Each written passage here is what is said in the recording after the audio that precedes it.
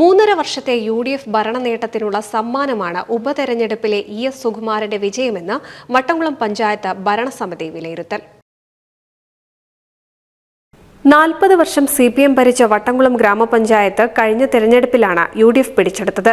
ഈ തെരഞ്ഞെടുപ്പിലൂടെ തൻപ്രമാണിത്വം അവസാനിപ്പിക്കാൻ കഴിഞ്ഞെന്നും 3.5 വർഷക്കാലം ജനങ്ങളുടെ മനസ്സിൽ ആഗ്രഹിച്ച പ്രകാരം ജനകീയം വട്ടംകുളത്തിലൂടെ മികച്ച പ്രവർത്തനം നടത്താനായിട്ടുണ്ടെങ്കിലും ഇനിയും കൂടുതൽ ജനങ്ങളിലേക്ക് ഇറങ്ങി പ്രവർത്തിക്കണമെന്ന സൂചനയാണ് ES സുകുമാരന്റെ വിജയത്തിലൂടെ നൽകുന്നതെന്നും മുൻ പഞ്ചായത്ത് പ്രസിഡന്റ് കഴുങ്കിൽ മജീദ് പറഞ്ഞു.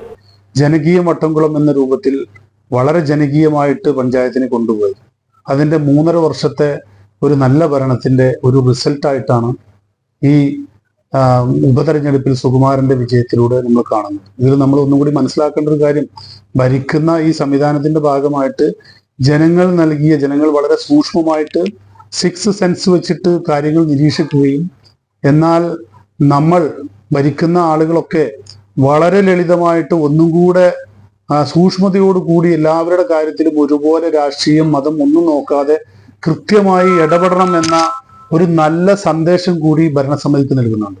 UDF ഭരണ നേട്ടങ്ങളുടെ പട്ടിക 14-ാം വാർഡിലെ ജനങ്ങൾ മനസ്സിലാക്കി നൽകിയ സമ്മാനമാണ് ഈ വിജയമെന്നും CPM നേതാക്കളുടെ ദാർഢ്യത്തിനുള്ള തിരിച്ചടിയാണ് സുകുമാരന്റെ വിജയത്തിലൂടെ നൽകിയതെന്നും CPM നേതാക്കൾ ഇനിയെങ്കിലും തിരുത്താൻ തയ്യാറാകണമെന്നും വട്ടംകുളം പഞ്ചായത്ത് പ്രസിഡന്റ് MA നജീബ് പറഞ്ഞു.